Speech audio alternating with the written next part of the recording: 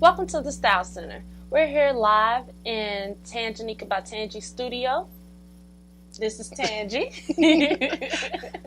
So where's your studio located? I'm at the lab, the Memphis Fashion Design Network lab on Flicker Street.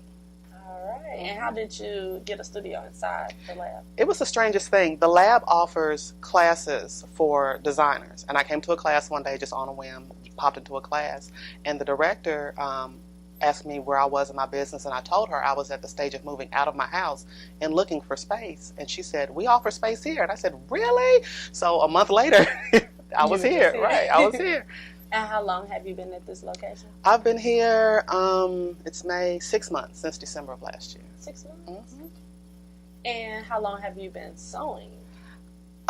Well, all my life, really. I started sewing when I was 11. My mom taught me how to sew, so off and on I've been sewing. But professionally, I've been sewing for going on 3 years now, actually. 3 years. So that's not a long time, 3 years? It seems like forever, though. Just because you've been doing it for so long, but professionally, like for custom orders?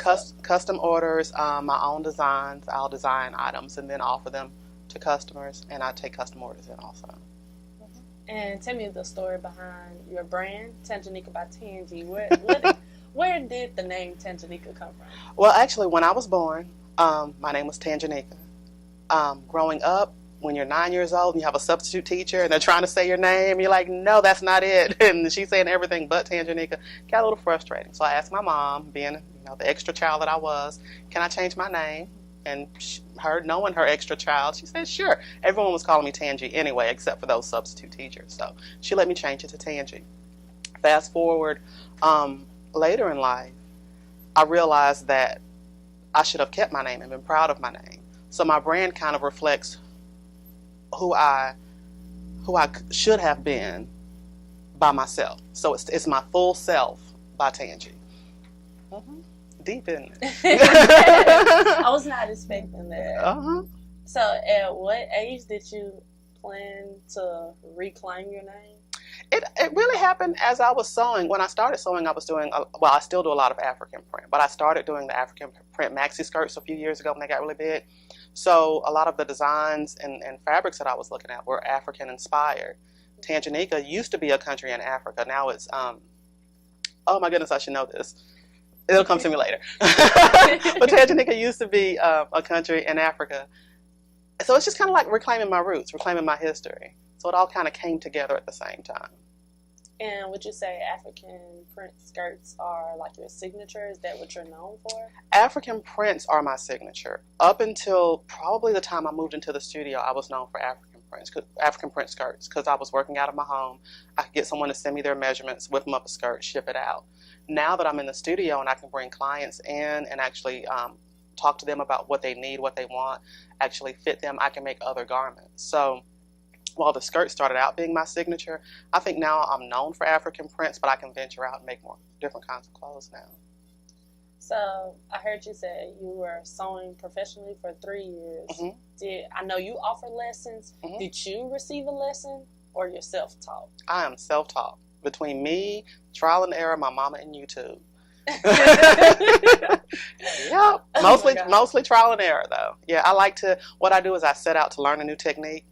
I'll learn that technique and add it to the other techniques that I know, and I'll just build from there. And that's the same thing I do with my students. You mentioned that I teach sewing lessons and classes, and I do. And we'll start off with the basics. This is how you do a straight stitch.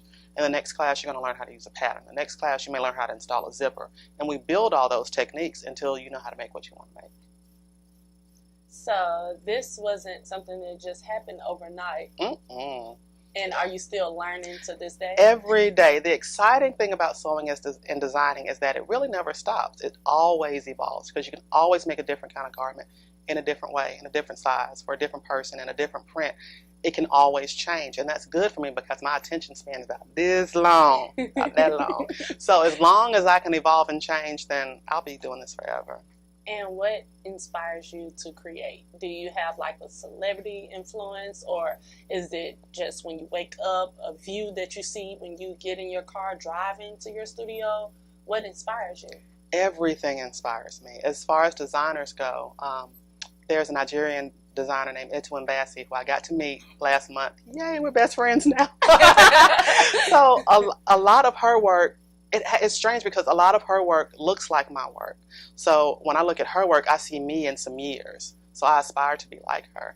But one of my favorite designers is Carolina Herrera, who's like the exact polar opposite. She's total polar opposite. Mm-hmm. She's very classic, very streamlined, very timeless. So I see in a lot of my designs, it's like marrying the two.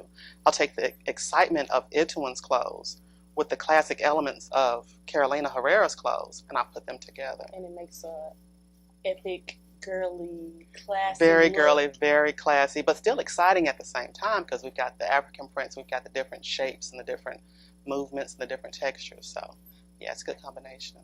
Speaking of Etwin, some of her pieces that were shown in Memphis Fashion Week, a lot of people questioned. They thought it was mine. Is that a Tanganika by Tangie? I was so excited. And I saw some of your pieces on some guests on the show. I was excited. I was like, oh wow, I guess I saw the fabric and I recognized it. I know, that's really exciting to actually be recognized out in the city. That's pretty cool because I tell people all the time, all I do is show up and make clothes.